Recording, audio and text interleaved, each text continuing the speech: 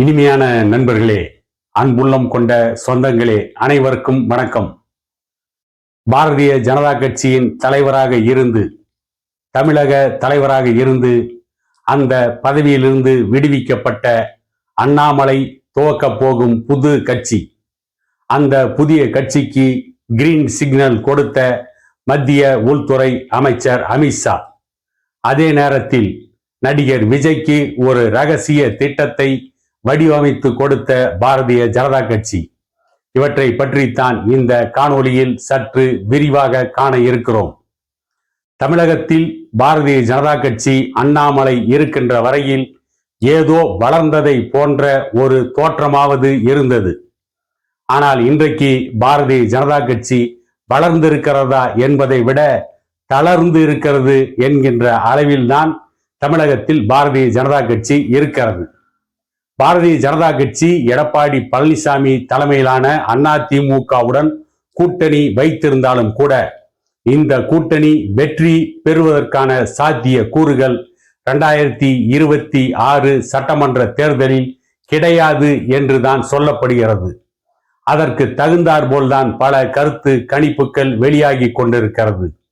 ஆகவே நடிகர் விஜயை வைத்து ஒரு மெகா பிளானை அமித்ஷா தீட்டியிருக்கிறார்.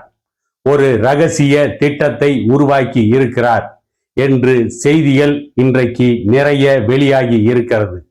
அப்படி என்ன திட்டம் தீட்டியிருக்கிறார் என்று பார்த்தால், நடிகர் விஜய்க்கு திமுகவை அடுத்து நடிகர் விஜயுடைய தமிழக வெற்றி கழகத்திற்கு கிறிஸ்துவ மற்றும் முஸ்லிம் மக்களுடைய ஓட்டுக்கள் இருக்கிறது. ஆகவே திமுகவிற்கு காலம் காலமாக விழுகின்ற கிறிஸ்துவ முஸ்லிம் மக்களுடைய ஓட்டுக்களை பிரிக்க வேண்டும் என்றால் விஜய் பாரதிய ஜனதா கட்சியோடு கூட்டணி வைத்தால் அந்த கிறிஸ்துவ மற்றும் முஸ்லிம் மக்கள் மற்றும் உள்ள சிறுபான்மை ஓட்டுக்கள் அப்படியே திமுகவிற்கு சென்றுவிடும். ஆகவே பாரதிய ஜனதா கட்சியுடைய ஒத்துழைப்புடன், பாரதிய ஜனதா கட்சியின் ஆதரவுடன் அண்ணாமலையை வைத்து தமிழகத்திலே ஒரு மாநில கட்சியை உருவாக்குவது, அந்த கட்சியோடு நடிகர் விஜய் கூட்டணி வைப்பது, அந்த கூட்டணியில் டிடிவி தினகரன், ஓ பன்னீர்செல்வம், சமீபத்தில் அதிமுகவிலிருந்து நீக்கப்பட்ட செங்கோட்டையன், சசிகலா உள்ளிட்டவர்களை இணைப்பது, பாட்டாளி மக்கள் கட்சியில் அன்புமணி தரப்பையும் அந்த கூட்டணியில் சேர்ப்பது, அந்த கூட்டணி பல இடங்களில் வெற்றி பெறும்.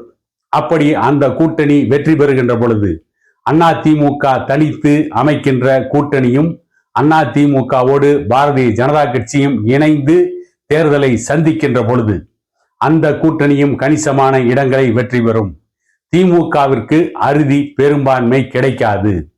திமுகவிற்கு அறுதி பெரும்பான்மை மந்திரி சபை அமைப்பதற்கு, ஆட்சி அமைப்பதற்கு கிடைக்காமல் திமுக தத்தளிக்கின்ற பொழுது ஏற்கனவே பாரதிய ஜனதா கட்சிக்கு தெரிந்த பல தகுடு திட்டங்களை அரசியல் களத்திலே நிகழ்த்தி அதிமுகவையும் இந்த அண்ணாமலை, நடிகர் விஜய், டிடிவி தினகரன், செங்கோட்டையன், அன்புமணி அவர்கள் அமைக்கின்ற அந்த கூட்டணி பெறுகின்ற இடங்களையும் இணைத்து அவர்களுடைய சித்து வேலைகளை நடத்தி தேர்தலுக்கு பிறகு பாரதிய ஜனதா கட்சி தலைமையில் ஒரு ஆட்சியை அமைக்கலாம் என்று அமித்ஷா அவர்கள் ஒரு மெகா திட்டத்தை நடிகர் விஜய்க்கு கொடுத்திருக்கிறார் என்றும், அடுத்தடுத்து வர இருக்கின்ற மாதங்களில் அப்படிப்பட்ட ஒரு நகர்வு தமிழகத்திலே நடக்கும்.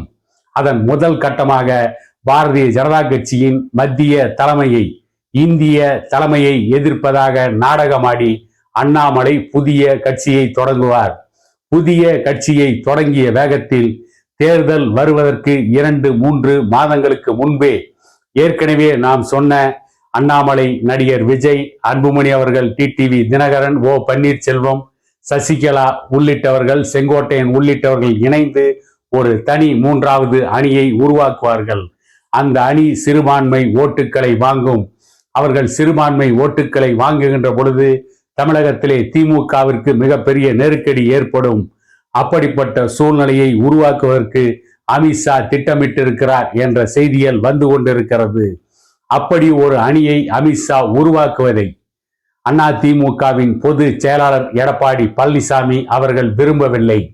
நம்மை விட ஒரு பெரிய கூட்டணியை அமைத்து அந்த கூட்டணி 1-2 இடங்களை கூட அதிகமாக பெற்றுவிட்டால் அதற்கு அடுத்து எடப்பாடி பழனிசாமிக்கு முக்கியத்துவம் இல்லாமல் போய்விடும், அவருடைய முதலமைச்சர் கனவு தகர்ந்துவிடும் என்று எடப்பாடி பழனிசாமி நினைப்பதாகவும் இந்த திட்டத்திற்கு அவர் ஒத்துக்கொள்ள தயாராக இல்லை என்றும் கூறப்படுகிறது. ஏற்கனவே எடப்பாடி பழனிசாமி அவருடைய எதிர்ப்பை அமித்ஷாவிற்கு தெரிவித்து விட்டதாகவும், ஆனாலும் அமித்ஷா இந்த திட்டத்திலிருந்து பின்வாங்க போவதில்லை. எடப்பாடி பழனிசாமியும் அவர்களை சார்ந்தவர்களையும் பணிய வைத்து இந்த திட்டத்தை நிறைவேற்றி 2026 ஆண்டு சட்டமன்ற தேர்தலுக்கு பிறகு தமிழகத்திலே பாரதிய ஜனதா கட்சி தலைமையில் ஒரு கூட்டணி அரசை உருவாக்கிவிட முடியும். பாரதிய ஜனதா கட்சி யார் கையை நீட்டுகிறார்களோ அவர்கள்தான் முதலமைச்சர் என்ற நிலை ஏற்படும். பாரதிய ஜனதா கட்சியின் எந்த ஒரு முடிவுக்கும் எதிர்ப்பு தெரிவிக்கக்கூடிய சூழ்நிலையில் பாட்டாளி மக்கள் கட்சியின் அன்புமணி அவர்கள் இல்லை என்று பாரதிய ஜனதா கட்சி திட்டவட்டமாக நினைக்கிறது, திட்டவட்டமாக முடிவெடுத்து விட்டது. அதை போலவே பாரதிய ஜனதா கட்சியின் திட்டத்தை OPS, டிடிவி தினகரன், செங்கோட்டையன், சசிகலா போன்றவர்கள் கண்டிப்பாக எதிர்க்க மாட்டார்கள்.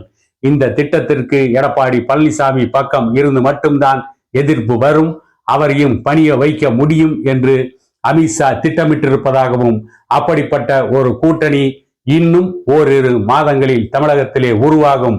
ஆனால் அந்த கூட்டணிக்கும் பாரதிய ஜனதா கட்சிக்கும் சம்பந்தம் இல்லை என்ற தோற்றத்தை போல ஒரு தோற்றத்தை உருவாக்கி அவர்களும் பாரதிய ஜனதா கட்சி எதிர்ப்பதாக நாடகமாடி பாரதிய ஜனதா கட்சி எதிர்ப்பு ஓட்டுக்கள் திமுகவிற்கு செல்லாமல் தடுத்து பாரதிய ஜனதா கட்சியின் எதிர்ப்பு ஓட்டுகளையும் அந்த கூட்டணி விஜய் தலைமையில் அண்ணாமலையோடு அன்புமணி அவர்களோடு அமைக்கின்ற அந்த கூட்டணியும் பாரதிய ஜனதா கட்சி எதிர்க்கிறது என்று ஒரு மாய பிம்பத்தை உருவாக்கி திமுகவின் ஓட்டுக்களை பிரித்து அதன் மூலம் 2026 ஆண்டு தேர்தல் நடந்து முடிந்ததற்கு பிறகு பாரதிய ஜனதா கட்சி தலைமையில் ஒரு ஆட்சியை அமைக்க டெல்லியில் ஒரு மெகா பிளானை அமித்ஷா தலைமையில் போட்டிருக்கிறார்கள்.